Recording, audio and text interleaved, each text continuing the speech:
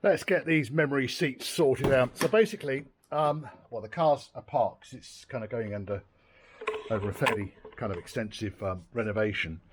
The memory seats, however, are not working. Now, I've taken the casing off because I just wanted to check voltage to the pins and so forth, but ignore all of that. With the handbrake on, with the ignition in position 1 or off, in park, the seats should work, and they're not. There's nothing happening at all. Okay, which is a pain, because I can't get the seat out because the seat's right far backwards.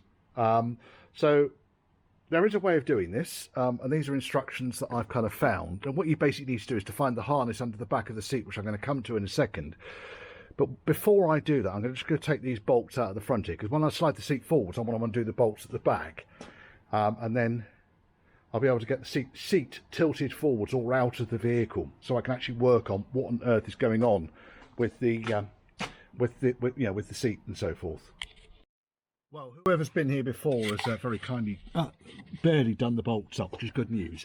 Now, underneath the back of the seat here, you're going to find the connectors which go into the ECU. You've got a big one here, which I've just disconnected because I didn't want any power going to it. And then you've got this one, which is all red and whites, and it goes into this one, which is green and yellows. Now, the green and yellows is the one you want to concentrate on, the blue connector.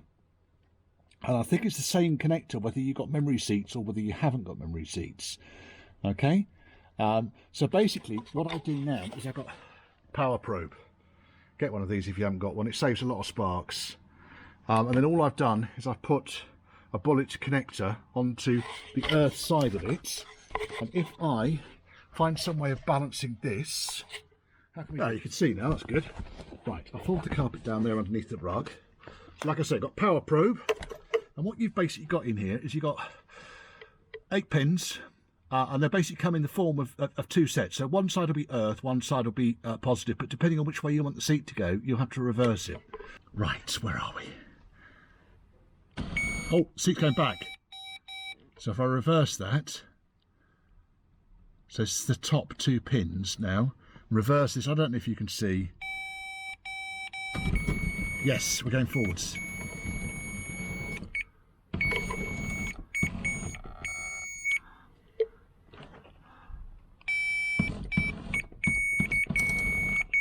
Right, that's done it. I've got enough room now to get the 4 bolts out at the back here.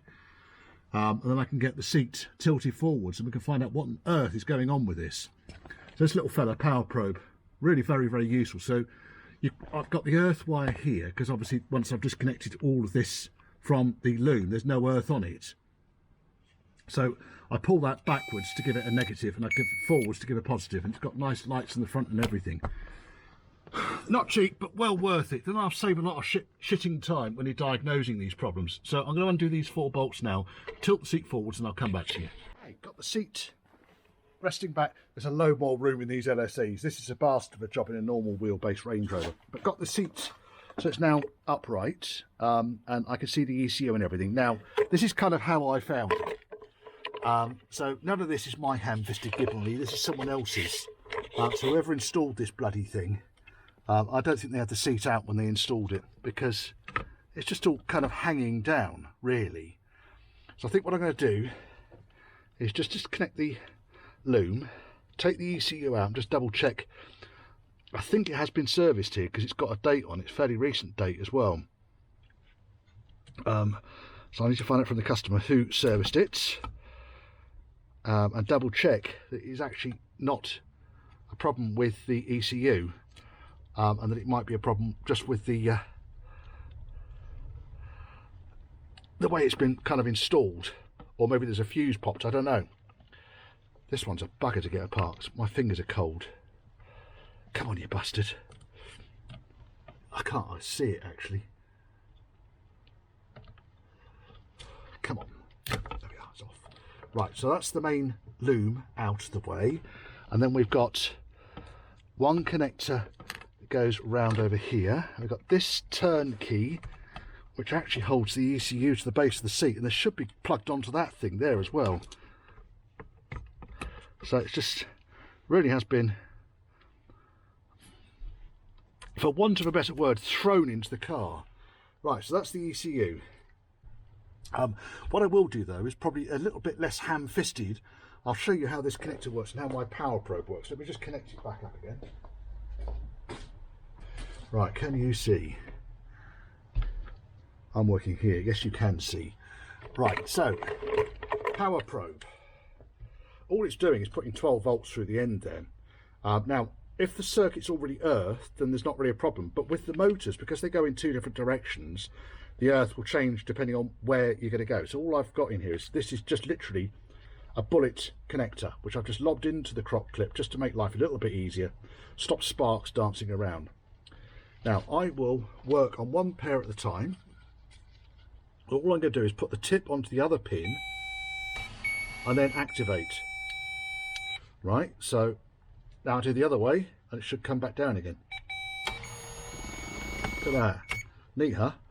And then we've got this one here, which will, sorry, ham-fisted gibbonry again. Oh, you fucking bastard, come on. And then press the switch. It's tilting the seat back, look. And then the other way, should tilt it forwards.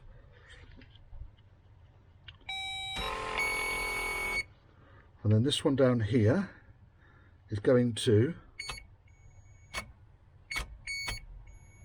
that one's doing nothing. Might be because it's already at the extent of its travel. It is. And then we've got this one here, which does that one. So I know that all the motors are working.